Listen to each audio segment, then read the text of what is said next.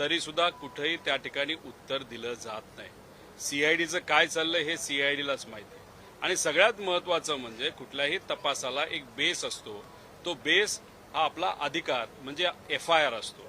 या महाराष्ट्रामध्ये गेल्या 1.5 महिन्यामध्ये विविध ठिकाणी जाऊन आम्ही FIR करण्याचा प्रयत्न करतो।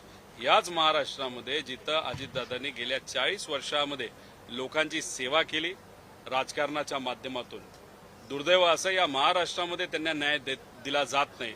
पण कर्नाटकामध्ये बँगलोरमध्ये आम्ही जाऊन तिथे असणाऱ्या एका पोलीस स्टेशनमध्ये असणारे SHOला विनंती करून एक 0 FIR अजितदादांच्या ऍक्सिडेंटबद्दल, ज्याच्यामध्ये मर्डर, त्याच्याबरोबर घातपात आणि बरेच काही कॉन्स्पिरसी असे काही मुद्दे आहेत, हा FIR मी आपल्यापर्यंत देईल। म्हणजे कर्नाटकाचं पोलीस प्रशासन हे अजितदादाला न्याय देण्यासाठी सरसावतं, पण महाराष्ट्राचं पोलीस प्रशासन दादांना न्याय देऊ शकत नाही। हे अतिशय दुर्दैव आहे। आता हा FIR कुठं आलाय? हा 0 FIRच्या अंतर्गत हा DG महाराष्ट्र सरकारकडे आला। कर्नाटकाच्या DGली कोणाला पाठवला? महाराष्ट्र DG कडे। म्हणजे हा आता महाराष्ट्राची प्रॉपर्टी झाली।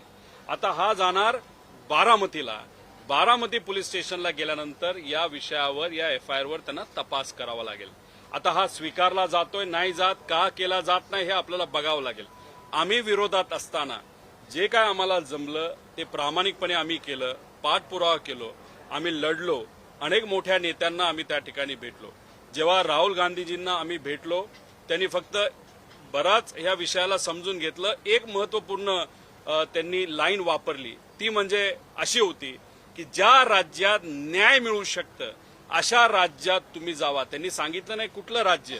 आणि मग इतिहास बघता गवई साहेबांच्या वेळेस जेव्हा0 FIR करायचा होता, या महाराष्ट्रामध्ये सामाजिक कार्यकर्त्यांना परवानगी त्या ठिकाणी दिली गेली नाही।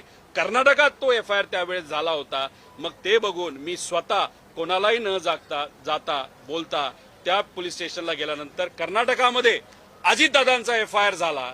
एक तर दुर्दैवी गोष्ट आहे महाराष्ट्रात झाला नाही, पण कर्नाटका पोलीस प्रशासनाचे मी मनापासून या ठिकाणी आभार व्यक्त करतो, त्या सरकारचे आभार व्यक्त करतो। एका मराठी माणसाला न्याय देण्यासाठी कर्नाटक सरकार, त्याचं पोलीस प्रशासन हे या FIRच्या माध्यमातून सरसावलं, ही सगळ्यात महत्वाची गोष्ट आहे। पण गेल्या कित्येक दिवसांपासून तुम्ही FIR साठी अनेक ठिकाणी गेलेला होता, त्यांचं नेमकं कारण काय होतं? ते कारण कर्नाटक पोलिसांनी तुम्हाला दिलं होतं का? मी दुसऱ्या कुठल्या राज्यात गेलोच नव्हतो, फक्त एकाच राज्यात म्हणजे कर्नाटकात तिथं गेलो, तिथं एका पोलीस स्टेशनला गेलो आणि लगेच त्यांनी हा FIR तिथं स्वीकारला। 0 FIRच्या अंतर्गत कोणालाही कुठेही त्या ठिकाणी जाता येतं आणि 2023चा जो BNSचा कायदा आहे त्याच्या अंतर्गत या सरकारने 0 FIR हे कंपल्सरी केलंय। आणि या 0 FIRच्या अंतर्गत मी इथं मरीन ड्राईव्ह पोलीस स्टेशनला सुरुवातीला गेलो होतो, त्यांनी नाकारलं। मग स्टेटमेंट घेत होते पण मोठा अधिकारी येऊन त्यांनी ते थांबवलं। मग मी गेलो बारामतीला, तिथं मला करून दिला नाही। मग मी गेलो CIDला आणि मग या ठिकाणी आलो। काही लोक म्हणतील मी कोर्टात का नाही गेलो? कोर्टात गेलो असतो, मला न्याय व्यवस्थेवर विश्वास आहे, पण कोर्टात गेल्यानंतर कोर्टाने तो निर्णय त्या ठिकाणी दिला। याच्यापेक्षा एखादं चांगलं सरकार, एखादं चांगलं प्रशासन, चांगले पोलीस अधिकारी योग्य निर्णय घेऊ शकतात हे कुठेतरी महाराष्ट्राच्या सरकारला, इथं असलेल्या पोलीस प्रशासनाला हे आम्हाला दाखवून द्यायचं होतं। एकाच ठिकाणी गेलो आणि त्याच ठिकाणी हा FIR झाला। खरं खूप काय आम्हाला याच्यासाठी करावं लागलं। आता याच्या पुढे अजितदादांच्या बाबतीतला तपास काय होतोय हे आपल्याला बघावं लागेल। हे झालं या FIR बद्दल। पण उद्याच्या दिवशी त्यांच्या पार्टीमध्ये काही नेते कशा पद्धतीचं राजकारण करतात, कशा पद्धतीने तिथं काय गोष्टी चुकीच्या पद्धतीने करतात, हे उद्या प्रेस कॉन्फरन्सच्या माध्यमातून इथंच सकाळी 11 वाजता मी आपल्या सर्वांसमोर तो विषय त्या ठिकाणी मांडेल। परंतु रोहितदादा, या सगळ्या प्रकरणामध्ये सातत्यानं सुनील तटकरे असतील किंवा प्रफुल्ल पटेल असेल यांची नावं किंवा त्यांच्याकडे संशयाची सुई जी आहे ती या सगळ्या विमान अपघाताच्या संदर्भात येत होती। खरं तर प्रफुल्ल पटेल यांचा काही संबंध थेट या विमान अपघाताशी काही आहे का? विषय एवढाच आहे, FIR आता झालेला आहे। FIR मध्ये तुम्ही आज डिटेलमध्ये गेला आणि जे काही कंप्लेन डॉक्युमेंट आपण 60 पानाचं हे कर्नाटका पोलिसांना त्या ठिकाणी दिलेलं आहे। इन्व्हेस्टिगेशन होत असताना FIR वर तर होणार, पण आम्ही जे काही तिथं कंप्लेंट डॉक्युमेंट दिलेलं आहे 60 पानाचं 66 पानाचं, त्याच्यात खोलात जाऊन कुठलीही संस्था, सीबीआय, सीआयडी नाही तर साधं पोलीस प्रशासन, तिथं त्यांना खोलात जाऊनच एफआयआर तिथं करावं लागेल. त्याच्याबरोबर तुम्ही जर विरोधाभास बघितला, म्हणजे नाशिक प्रकरणामध्ये एसआयटी फॉर्म केली जाते, तिथे असणारे अधिकारी जल्लद पद्धतीने एका चुकीच्या प्रवृत्तीच्या व्यक्तीला, चोराला त्या ठिकाणी पकडतात. चांगली गोष्ट आहे. तिथं तुम्ही जल्लद गती दाखवता, ती जे खरं आम्ही ते स्वागत करतो. पण दादाच्या बाबतीत सीआयडी जल्लद का त्या ठिकाणी होत नाही. राहिला प्रश्न कोण याच्यामध्ये जबाबदार आहे, हे क्रिमिनल इन्व्हेस्टिगेशन झाल्याशिवाय कळणार नाही. पण एफआयआरच होत नव्हता, तर मग क्रिमिनल इन्व्हेस्टिगेशनला दिशाच त्या ठिकाणी मिळत नव्हती. आणि ही दिशा तिथं या एफआयआरच्या माध्यमातून दिसेल. आणि इन्व्हेस्टिगेशन जर पारदर्शक पद्धतीने झालं तर नक्कीच न्याय मिळण्याशिवाय राहणार नाही. आम्ही विरोधात आहे. जे काय आम्हाला जमलं ते आम्ही केलेलं आहे. जे सत्तेत आहेत ते मात्र त्या ठिकाणी काहीच करताना दिसत नाही. अजितदादांच्या पक्षाचे नेते सुद्धा गप्प बसताना आम्ही जेव्हा बघतो तेव्हा खरंच आम्हाला वाईट वाटतं. त्यांना सत्तेत असताना सुद्धा स्मरणपत्र द्यावं लागतं. म्हणजे हे हास्यास्पद आणि दुर्दैवी गोष्ट असंच आपल्याला म्हणावं लागेल. दादा, परंतु तुमच्या कुटुंबामधनं देखील जय पवार हे पुढे येऊन पत्रकार परिषद घेणार होते. खरं तर त्यांची पत्रकार परिषद अद्यापही झालेली नाही. खरं तर दोन आठवड्यापूर्वी त्यांची पत्रकार परिषद होणार होती. कोणाचा दबाव आहे असा की जय पवार हे पत्रकार परिषद घेत नाहीये? ते सुनील तटकरेंचा, प्रफुल्ल पटेलांचाच दबाव त्या ठिकाणी असेल. माझ्याकडे बरेच पुरावे तिथे आलेले आहेत. फक्त जय पवार हे पत्रकार परिषद घेणार आपल्या वडिलांना न्याय देण्यासाठी. त्यांच्या पक्षाच्या कार्यकर्त्याच्या ज्या नेत्यावर विश्वास होता त्या नेत्याला देण्यासाठी जय पवार जर प्रयत्न करत असतील, याच्या आधी सुद्धा त्यांनी प्रयत्न केला होता, त्याचं स्वागतच खऱ्या अर्थाने आपण केलं पाहिजे. त्याची प्रेस कॉन्फरन्स होत नाही तोपर्यंत माझ्याकडे जे काही पुरावे आहेत ती प्रेस कॉन्फरन्स मी तिथे घेणार नाही. कारण त्याची प्रेस कॉन्फरन्स झाली, त्यात जर काही गोष्टी राहिल्या असतील त्याच मी पुढच्या प्रेस कॉन्फरन्समध्ये घेणार आहे. पण गेल्या आठवड्यात होणारी प्रेस कॉन्फरन्स आजपर्यंत का नाही झाली हे मला तरी सांगता येणार नाही. पण सुनील तटकरे आणि प्रफुल्ल पटेल नाहीतर सत्तेतले काही भाजपचे नेते त्यांना करू नका असं म्हणत आहेत का काय, असाही प्रश्न आम्हाला निर्माण व्हायला लागलाय. त्याची प्रेस कॉन्फरन्स इथं होत नाही आणि दादांचा एफआयआर इकडे होत नव्हता. आम्हाला कर्नाटकात जाऊन एफआयआर हा इथं करावा लागला. ब्लॅक बॉक्सचं नेमकं काय झालं ज्याच्या तपासासाठी अमेरिकेकडे तो पाठवण्यात आल्याची माहिती दिलेली होती, मात्र आता त्याचं काय झालं, कित्येक महिने उलटलेले आहेत. नेमकं त्या ब्लॅक प्रफुल्ल पटेलांना वाटतच नसेल की हा तपास योग्य दिशेने त्या ठिकाणी जावा. कुठेही अमेरिकेला ब्लॅक बॉक्स दिला गेला नाही, हा भारतातच आहे. पण त्या बाबतीत कुठंच काय नाही झालं. त्याचं कारण हे सगळे जे आजी माजी अधिकारी आहेत ते प्रफुल्ल पटेलांच्या ओळखीचे अधिकारी आहेत. आणि जे महाशय, जे नेते, जे मंत्री हे एव्हिएशन मंत्री म्हणून बसलेले आहेत, त्यांचे व्यक्तिगत आणि व्यावहारिक संबंधच व्हीएसआर बरोबर असल्यामुळे कसं एआयबी अजितदादांच्या बाबतीत योग्य पद्धतीचा तपास करणार. आता आम्ही वाट बघतोय ते पुढचा जो काही अहवाल आहे तो त्या ठिकाणी कधी देतील. पण असे 9 अहवाल हे एआयबी कडे प्रलंबित आहे फायनल प्रस्तावासाठी, नाही तर फायनल इन्व्हेस्टिगेशन रिपोर्टसाठी. काही अहवाल 4 वर्षापूर्वीचे आहेत, काही 3.5 वर्षापूर्वीचे आहेत, काही 2.5 वर्षापूर्वीचे आहेत. मला एआयबीला एवढंच सांगायचंय की तुम्हाला वाटत असेल की लोक विसरले, महाराष्ट्रातील लोक कधी अन्यायाला विसरत नाहीत. आणि तुम्ही जर विसरला, निवांत बसला, तुम्हाला जाग्यावर आम्ही आणल्याशिवाय त्या ठिकाणी राहणार नाही. खास करून मंत्र्याचा राजीनामा म्हणजे केंद्रीय एव्हिएशन मंत्र्याचा राजीनामा हा घेतलाच पाहिजे अशी आमची भूमिका आहे. पण शेवटी केंद्रात जे कोणी खासदार असतात ते त्यांची भूमिका त्या ठिकाणी मांडत असतात. आम्हाला मित्रत्व नाही, आम्हाला फक्त न्याय त्या ठिकाणी पाहिजे आणि तो न्याय आम्ही मिळवल्याशिवाय राहणार नाही. रोहित दादा, अजित पवार गेल्यानंतर राष्ट्रवादी काँग्रेस, अजित पवार यांच्या पक्षाचं पुरोगामित्व संपूर्ण संपलंय का, हा सगळा प्रश्नचिन्ह निर्माण होतोय. कारण की अशोक खरात जो भोंदूबाबा आहे त्याच्या चरणी अनेक त्यांचे नेते मंडळी लीन होताना पाहायला मिळतात. स्वतः प्रदेशाध्यक्ष सुनील तटकरे यांचे फोटो आहेत, रुपाली चाकणकर तर त्यांच्या पाय धुत असतानाचे सगळे फोटो व्हिडिओ समोर येताना पाहायला मिळतोय. आणि ह्या वरतून हा बाबा जो आहे तो व्हीएसआर कंपनीच्या विमानातून देखील प्रवास करतोय. अर्थात या सगळ्याचं गौड बंगाल काय? अजितदादा जेव्हा जिवंत होते तेव्हा बारामतीचं त्यांचं जे घर आहे त्याच्या बाहेर ब्लॅक मॅजिक झालेलं आपण सगळ्यांनी बघितलेलं आहे. मुंबईमध्ये सुद्धा त्यांचं जे राहतं घर होतं देवगिरी बंगला, त्याच्या बाहेर सुद्धा अशीच काळी जादू झालेली आपल्या सगळ्यांना माहिती आहे. अजितदादांच्या पक्षामध्ये असे बरेच नेते ज्यांना करंगळीला कुठेतरी कापले, अंगठ्याला कापले, काय करतात त्यांनाच त्या ठिकाणी माहिती.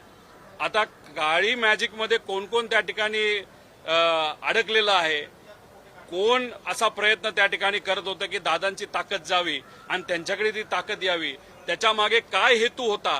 कारण का शेवटी ब्लॅक मॅजिक जेव्हा केली जाते त्याच्या मागे एक हेतू असतो. तो किती फुसका असला, ब्लॅक मॅजिकला आम्ही कुठंच भीक घालत नाही, तर महाराष्ट्रात कुठलाच व्यक्ती भीक घालत नाही. पण मग त्याच्यात हेतू काय?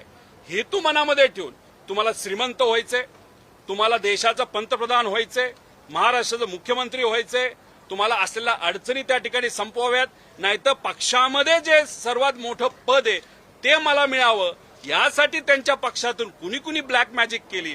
ते पद जर तुम्हाला मिळवायचं असेल तर दादा असताना ते तुम्हाला कधी मिळणार नव्हतं, दादा नसतानाच ते मिळू शकलं असतं. मग त्याच्यासाठीच दादांच्या घराबाहेर ही ब्लॅक मॅजिक केली गेली का? मग ती कुणी केली गेली? कोण या भोंदूबाबाच्या नादी लागलं होतं? हे कुठं ना कुठंतरी समोर त्या ठिकाणी आलंच पाहिजे, असं आमचं त्या ठिकाणी प्रामाणिक मत आहे. परंतु आर्थिक व्यवहार या सगळ्या संदर्भात अनेक लोकांचे उघड होताना पाहायला मिळत आहेत. सुनील तटकरे आणि त्याचसोबतच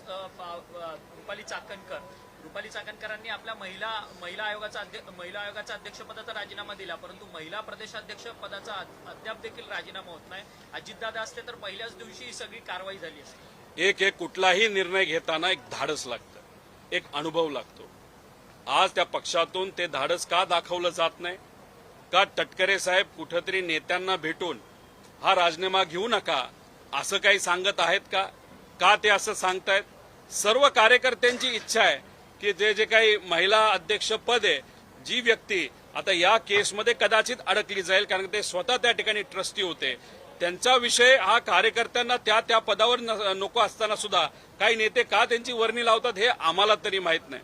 त्यामुळे जो कोणी राष्ट्रीय अध्यक्ष त्या पक्षाचे असतील त्यांनी निर्णय तिथं दादा ज्या पद्धतीने घेऊ शकले असते असा निर्णय खऱ्या अर्थाने घेण्याची जरूरत आहे.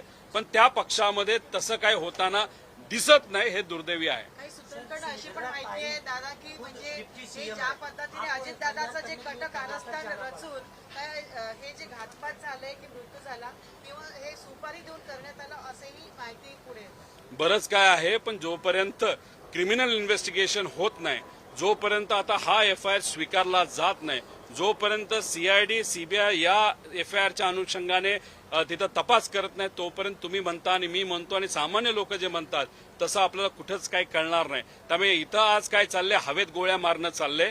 लोक विसरतील, आपलं टाइमपास करावा, सीबीआयकडे प्रस्ताव पाठवू असं कुठेतरी म्हणावं आणि फक्त वेळ तिथं घालून द्यायचा, लोक विसरून जातील. या भूमिकेमध्ये सत्ताधारी काही लोक आहेत, ते फार चुकीचं आहे. मराठी माणसांना काही नेत्यांनी ओळखलं नाही असं आपल्याला म्हणावं लागेल. 40 वर्ष अजितदादांनी या राज्यामध्ये सामान्य लोकांच्या हितासाठी कार्य केलं, राजकारण केलं, समाजकारण केलं. त्याच नेत्याला आज तिथं न्याय मिळत नसेल, साधा एफआयआर होत नसेल, तर मग सामान्य लोक हे कुठल्या खेतकी मुली असं आपल्याला म्हणावं लागेल. जिल्हा परिषदेच्या निवडणुकीमध्ये दोन्ही राष्ट्रवादी काँग्रेस पक्ष एकत्रितपणे निवडणूक लढलं, परंतु या सगळ्या सातारा जिल्ह्याच्या जिल्हा परिषदेच्या अध्यक्षपदाच्या निवडणुकीमध्ये मात्र वेगळा ट्विस्ट झाला. उद्या बरेच काही राजकीय मुद्दे मी घेऊन येणार आहे. गेल्या 2 महिन्यामध्ये या विषयामध्ये आम्ही सर्वजण गुंतून असल्यामुळे भावनिक दृष्टिकोनातून सुद्धा आणि वेळेप्रमाणे सुद्धा आम्ही दुसरा कुठलाच मुद्दा अधिवेशनात घेताना तुम्ही बघितलेला नाही. मीडियासमोर सुद्धा आम्ही फार सांभाळून त्या ठिकाणी बोलतो, कारण एखादा विषय हातात घेतला तो मार्गी लावणं महत्वाचं आहे आणि आमच्यासाठी विरोधात असताना एफआयआर करून घेणं हे सगळ्यात महत्वाची गोष्ट होती, आम्ही जी करून घेतली. काही प्रमाणात माझ्या मतदारसंघाकडे सुद्धा या काळामध्ये माझं तिथं दुर्लक्ष झालेलं आहे. त्यामुळे आता एफआयआर झालेला आहे.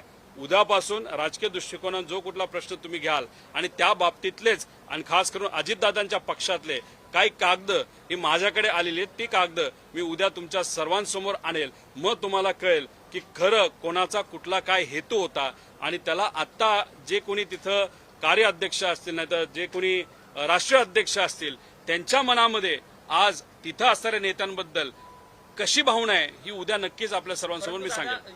जिल्हा परिषदेच्या निवडणुकीच्या संदर्भात दादा असते तर अशा पद्धतीने निवडणूक घडून आली असती का? कारण की सत्ता म्हणजे एकंदरीतच बहुमत दोघांकडे होतं, शिवसेना आणि राष्ट्रवादीकडे. मात्र कशा पद्धतीने भाजपचा तिथे जिल्हाध्यक्ष बसला, जयकुमार गोरे यांची सगळी मंत्री आहेत ते त्यांची अरेरावी, हे सगळं अजित पवार असताना झालं असतं का? भाजपला असं वाटतं अजितदादांचा पक्ष आता संपलेला आहे. 30 त्यांचे आमदार आता आपल्या संपर्कात आलेले आहे. विधानसभा इलेक्शनच्या आधी 4 महिने 5 महिने जेव्हा केव्हा काय असेल, जो कुठला आकडा असेल त्या अनुषंगाने त्यांनी तिथं आमदारकीचा राजीनामा द्यायचा आणि भाजपमध्ये प्रवेश करायचा. म्हणून आता फोकस अजितदादा या पक्षाकडनं, कारण का तुम्ही महानगरपालिका नगर परिषद यावेळेस झुंपायची कोणातात तर अजितदादांमध्ये आणि भाजपमध्ये झुंपलेली आपण सगळ्यांनी बघितली.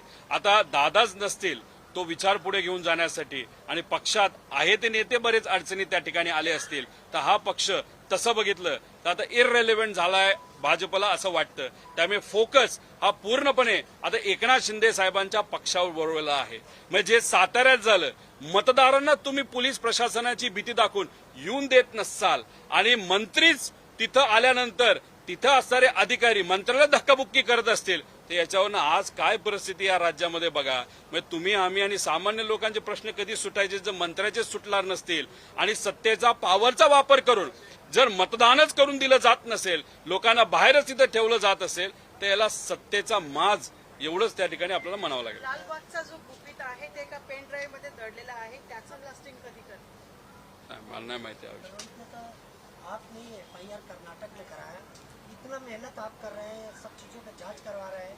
अजीत दादा पवार की फैमिली, सुमित्रा ताई आपकी काकी है और डिप्टी सीएम है, उन्होंने अभी तक कोई एप्लीकेशन या जांच के लिए कोई कमेटी या किसी डीजीपी या क्राइम ब्रांच को ऐसा अपॉइंट करने की बात कही है? वो अलग पक्ष है, फैमिली एक है, लेकिन कई दिनों से उनके साथ हमारी बातचीत वहां पे नहीं हुई. उनको सत्ता में रहना ज्यादा इम्पोर्टेंट है ऐसे दिख रहा है. डेफिनेटली उनके माध्यम से काकी हो या पार्थ हो या उनके जो दूसरे नेता है उनके मदद से मुख्यमंत्री साहब के यहाँ पे 2 बार मीटिंग हुई ऐसे हमको पता चला. पहली बार मीटिंग हुई थी 40 दिन पहले. उस मीटिंग में उन्होंने एक पत्र दिया था कि ये जो पूरा इन्वेस्टिगेशन है सीबीआई को दिया जाए. तो अभी वो इन्वेस्टिगेशन सीबीआई को उसी दिन जाना चाहिए था जो नहीं गया. फिर 10 दिन 15 दिन बाद वापस एक बार एक रिमाइंडर लेटर ये अजीत दादा के पक्ष के माध्यम से सीएम साहब को वहां पे दिया. वो रिमाइंडर लेटर क्या था कि सीबीआई के इंक्वायरी के बारे में क्या हुआ. मतलब आप सत्ता में हो लेकिन जिस नेता ने आपके पक्ष को वहां पे ताकत दी, आपके एमएलए को वहां के चुन के आने के लिए वहां पे ताकत दी, चुन के आने के लिए प्रचार किया, उस नेता को आप न्याय नहीं दे पाते हो तो लोगों को कब न्याय दोगे आप? देखो, आप सत्ता में होने के बाद भी कुछ नहीं कर पाए, लेकिन हम विरोध में होने के बाद लोगों का सपोर्ट होने के कारण, हमारे कार्यकर्ताओं का सपोर्ट होने के कारण, उसी के साथ दिल्ली में जाके जो बड़े बड़े नेता है उनसे मिलने के बाद, खास कर राहुल जी को जब मैं मिला तब उन्होंने एक स्टेटमेंट इस्तेमाल किया था. उन्होंने कहा था जहां पे न्याय मिल सकता है उस राज्य में जाके आप वहां पे एफआईआर करने की कोशिश करो. उन्होंने कोई भी राज्य का नाम वहां पे नहीं लिया था. तब जब हमने सोचा, जब हमारे गवई साहब जो सुप्रीम कोर्ट के प्रमुख थे उनके ऊपर जब जूता फेंका गया था, तब 0 एफआईआर इस देश में कहीं भी नहीं हुआ. महाराष्ट्र में भी वो 0 एफआईआर हो नहीं पाया था, अमरावती में या नागपुर में. कहां पे हुआ था? कर्नाटका में, बैंगलोर में हुआ था. तो मैंने फिर सोचा तो बैंगलोर जाके वहां पे मैं एक बार कोशिश करता हूं. तो वहां पे पुलिस स्टेशन जाने के बाद वहां पे ये एफआईआर मैंने दर्ज करने की कोशिश की, वो उन्होंने एक्सेप्ट किया. वो एफआईआर बैंगलोर के एक पुलिस स्टेशन ने उनके डीजी के माध्यम से महाराष्ट्र डीजी के पास अभी ये एफआईआर वहां पे आया है. अभी इस सरकार को वो एक्सेप्ट करना पड़ेगा और उस पर इन्वेस्टिगेशन करने की जरूरत है. ये हम सबकी मांगनी है. अभी ये सरकार इस बारे में क्या करता है वो कल ही या परसों या आगे जाके हम सबको पता चलेगा. कुछ बड़े नेताओं के नाम सामने आने के डर की वजह से क्या ये फाइल को नहीं खोला जा रहा? देखो, ये जो वीके सिंह है बहुत बड़े बड़े नेता का नाम ले सकता है. उसका बेटा रोहित सिंह, उसके शादी के लिए जो जो लोग आए थे उसी के साथ अगर आप देखो उसके जो कंपनी है उसमें जिन लोगों की इन्वेस्टमेंट है उनके नाम वो लग सकता है. या जिस व्यक्ति ने वीके सिंह का इस्तेमाल करते हुए दादा का एक्सीडेंट जानबूझ के करवाया, मतलब मर्डर करवाया, उसका इल्जाम वीके सिंह ले सकता है. इसके कारण वीके सिंह पे आज तक कार्रवाई की नहीं गई. रादर अगर आप देखो कि दादा का एक्सीडेंट होने के बाद अभी तक लास्ट 2 महीने में 90 करोड़ रुपए तक वहां पे बिल ये वीएसआर कंपनी का वहां से सरकार, राज्य महाराष्ट्र सरकार से वहां पे पे किया गया है. दादा, एक सवाल था कि नागपुर के अधिवेशन में नवाब मलिक की एंट्री होती है और वो कल राजनीति कर